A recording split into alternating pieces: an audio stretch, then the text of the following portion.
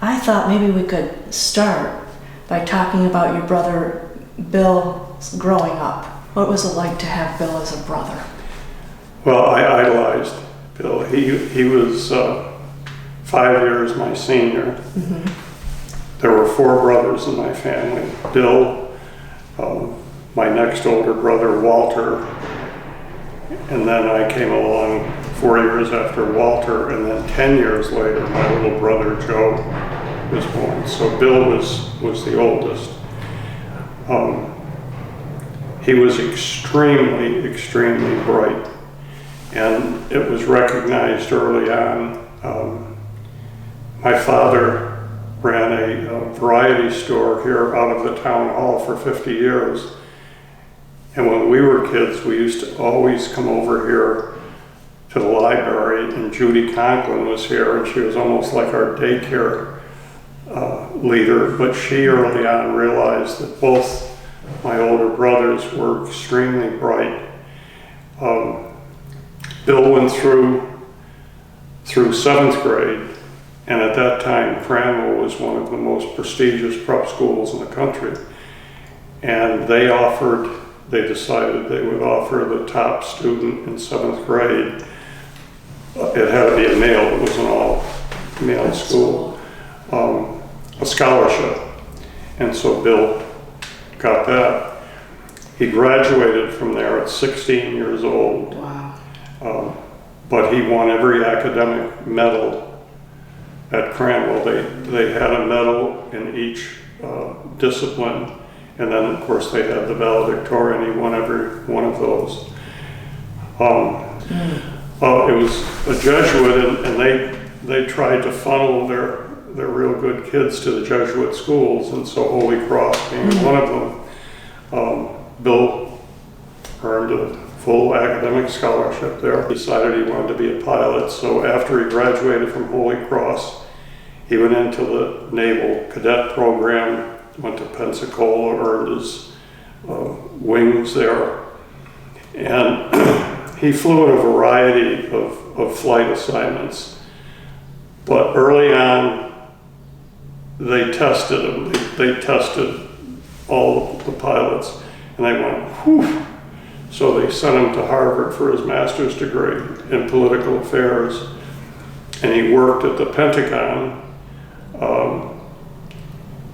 the Office of Asian Affairs or whatever. And what year was this when he was at the Pentagon? He was there in 1965, so it was for 2 years, Amy, so he must have been there 64 and 65. And that's when the Vietnam War really began to heat up. And how old was he at this point? When Bill was killed, he was 33. So he probably was in his early 30s. Early 30s then. Maybe.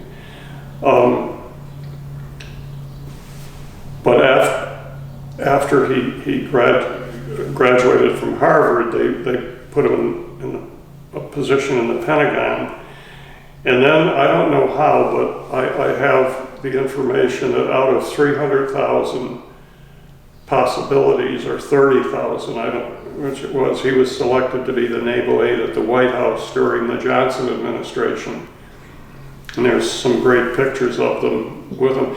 Bill was very handsome, if you see the picture. I saw the pictures, and I have to agree with that. He was about 6'1", in great physical shape.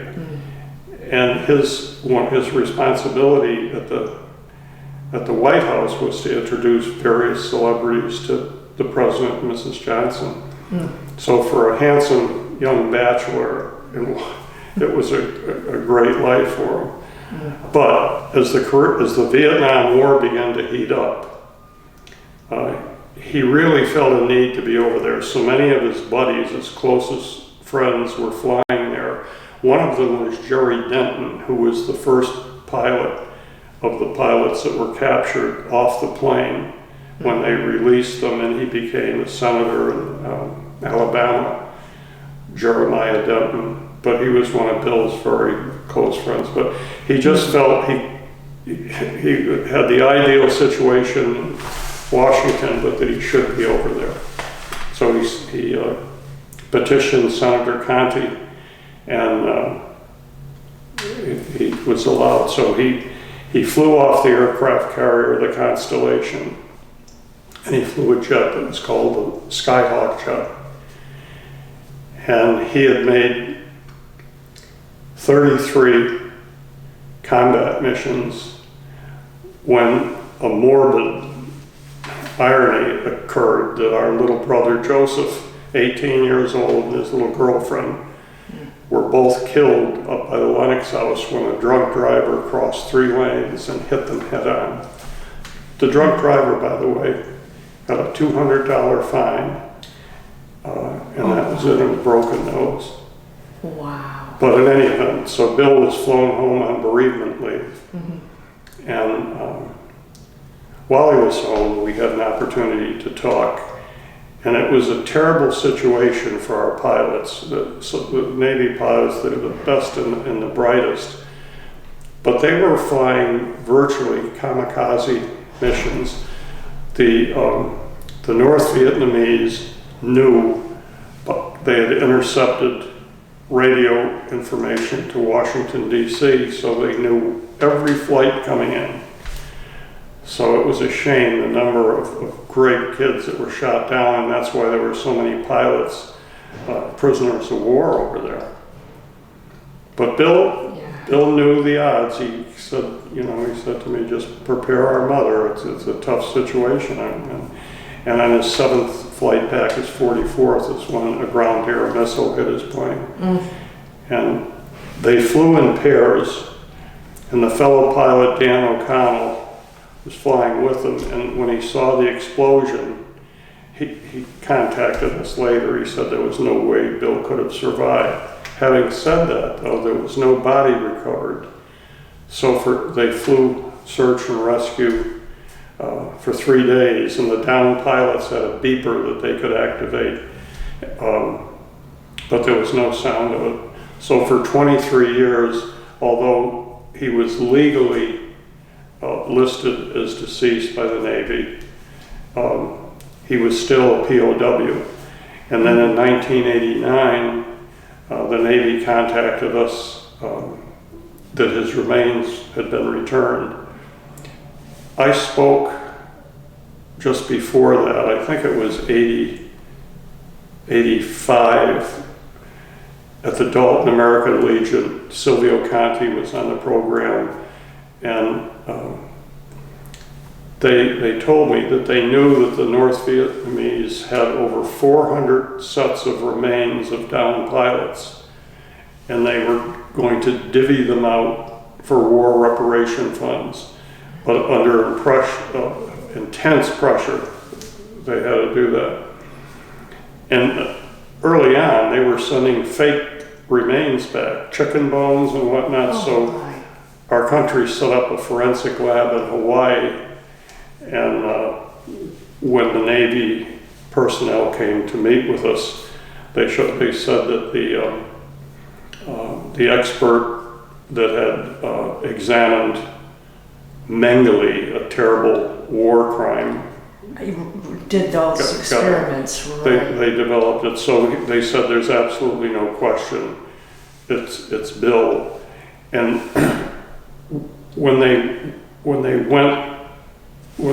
before the pilots flew, they got every medical record they could possibly have on them in the eventuality that they were knocked down. So they went through a clavicle break that he had and his teeth and whatnot, so we knew that it was Bill. So in 1989, he was officially called deceased. And my mother wanted him buried here at St. Anne's, not at Arlington. And subsequently, the highway on Route 7 and 20 has been dedicated in his honor to Lieutenant Commander William F. Coakley Highway. Yes. Our good friend Smitty Pignatelli had a lot to do with that, so we're very, very pleased. He's a supporter of the veterans. He's named after one. So. But I remember Bill wrote wonderful letters, but he wrote that here he was flying off. If you've ever seen pictures of those pilots flying off a carrier, oh my God, and then landing on them. But he said he often thought of the peace and serenity of Lenox, the elm trees, the Lenox Library and all that. And he talked a little bit about that when he was home for my little brother's funeral. So. But he loved Lenox. He loved my wife, Mary Ann, and I shocked my two older brothers getting married, and he knew a lot of the ladies. And after he died, my mother had 3 or 4 letters from different girls that were sure he was going to marry. Oh gosh. She got a kick out of that. Yeah. Well, as good looking as he was, that's not a surprise. Yeah. I was talking with Bill Corcoran, whose great uncle was Thomas McCabe. He was killed in World War I. And he talked about his family hearing news that Thomas had died, but then rumors that he hadn't, and that whole uncertainty of is he alive, is he dead? Yes. Until finally they confirmed 2 years after the war that he had in fact died of wounds sustained in battle. But he spoke of that uncertainty in that period, and these mystery sightings that people would report that they had seen Tom.